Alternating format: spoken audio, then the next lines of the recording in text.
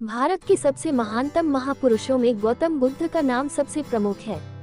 गौतम बुद्ध की शिक्षाएं आज भी प्रासंगिक है और समाज को राय दिखाने के काम आते हैं। बुद्ध ने अपने जीवन में ऐसे बहुत सारे कार्य किया जिससे उनके सार्थक जीवन और व्यक्तित्व का पता चलता है।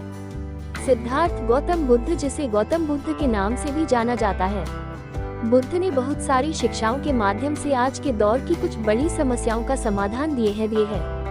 यही वजह है कि उनकी एक कहानी से हम सीधा रिलेट कर पाते हैं। इन्हीं कहानियों में से एक अंगुलीमार की कहानी है। अंगुलीमार एक बहुत खूंखार डाकू था जिसने 1000 उंगलियों की माला पहनने का प्रण लिया हुआ था। एक कहानी कितनी दिलचस्प है, इस बात का अंदाजा इस बात से लगाया जा सकता है कि अंगुलीमार जैसे खतरनाक डाकू को भी बुद्ध ने अपनी कृपया और अनुकंपा से एक अच्छे व्यक्ति में बदल दिया।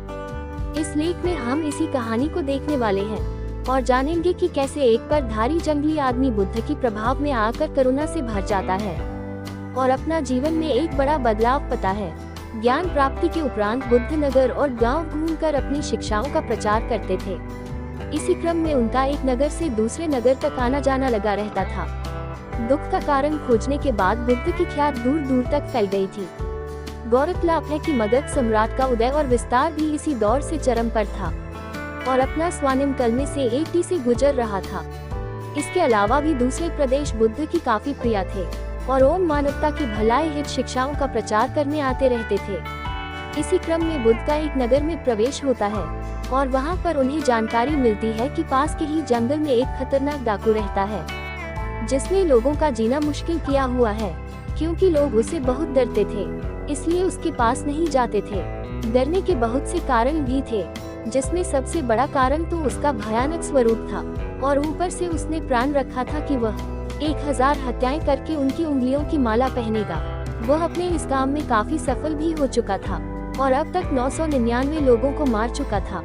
बुद्ध को जैसे ही इस बात का पता चलता है, वह तुरंत उसके पास जाने के लिए व्याकुल हो जाते हैं। बुद्ध को ऐसा करने से साथ के भिक्षुक और अन्य लोग रोकते हैं, लेकिन उनकी बातों पर ध्यान नहीं देते और चलते रहते हैं।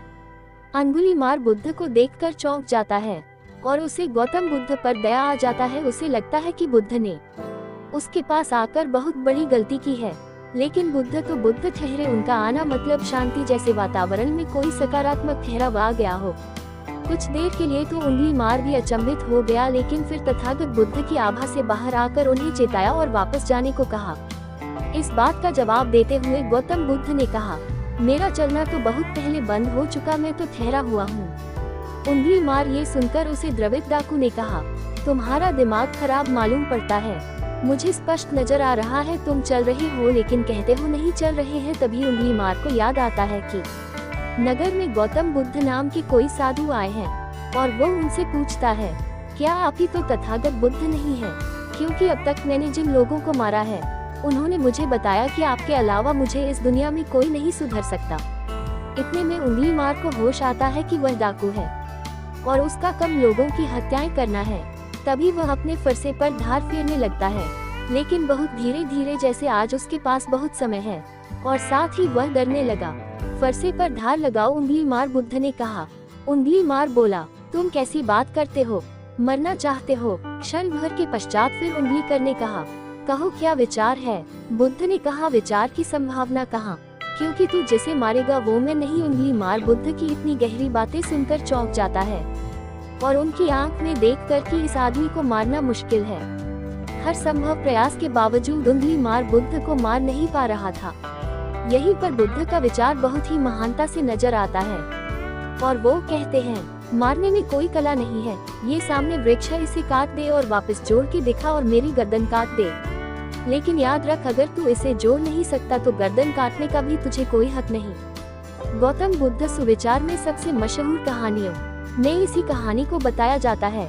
उनके इतना कहने भर की देर थी, डाकू अंगुलीमार ने तुरंत फरसा फेंक दिया और बुद्धा के चरणों में गिर गया। खबर फैल गई कि बुद्धा मरे नहीं, बल्कि उल्टा अंगुलीमार मारा गया।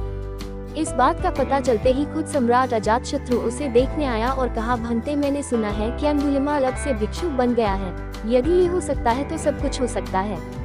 वहीं बगल में अंगुलीमार बैठकर बुद्धा को पनखा कर रहा था। तभी अजातशत्रु उसे मारने दौड़ा, लेकिन बुद्धा ने ऐसा करने से मना किया।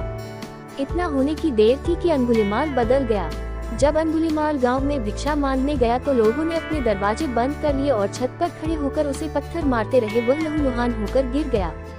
बुद्धा उसे देखने आए तब वह बुद्धं शरणं गच्छामि, धर्मं शरणं गच्छामि, संघं शरणं गच्छामि गाए जा रहा था। इतने में बुद्धा ने कहा, तेरा क्या भाव है? अंगुलीमाल बोला, ठहरे हुए का क्या भाव? और वो देखता रहा। साथ ही बुद्धा ने कहा, तू ब्राह्मण हो के दुनिया छोड़ रहा है, तू ब्रह्म ज्ञान को उपलब्ध हो के मर रहा है, तू अरिहंत हो गया। इतने में अंगुलीमाल मर गया। तभी बाकी के भिक्षुओं ने बुद्धा से पूछा कि वो कहाँ गया। बुद्धा ने कहा, मेरा वह पुत्र परिनिर्वाण को प्राप्त हो गया, अब उसका जन्म नहीं होगा, वो जन्म मरण के पार हो गया है। भिक्षुओं ने बुद्धा से प्रश्न किया कि इतने मनुष्यों को मारने के बाद भी कोई जन्म मरण चक्र से कैसे बच सकता है। फिर बुद्धा ने कहा कि उसने सोए सोए सारे पाप किए, लेकिन जागकर उसने अपनी गलतियों पर पछतावे भी किए। ऐसे में वो शून्य भाव से निर्वाण को प्राप्त हो गया। भिक्षुओं ने कहा, लेकिन भगवान वो तो ज्यादा समय भिक्षु भी नहीं रहा, उसने पुण्य किया कब? बुद्धा ने कहा, कभी कभी एक पुण्य का छोटा सा कृत्य भी श्रद्धा से किया जाए तो सारे पापों को खत्म कर देता है। दोस्तों, अगर हमारी कहानी आपको अच्छी लगी तो लाइक, शेयर और कमेंट करें और हमारा चैनल सब्सक्राइब करें इस प्रकार का कहानी सुनने के लिए।